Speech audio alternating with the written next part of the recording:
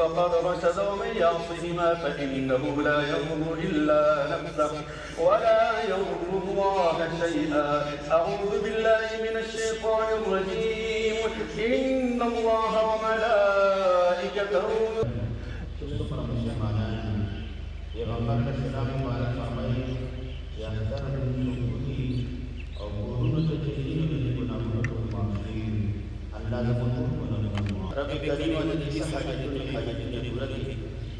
یا اللہ تبارک و تعالیٰ دا اسلامی نظام قائم و دائم لري.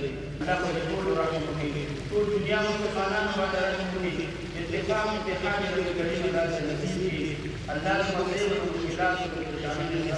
و تعالی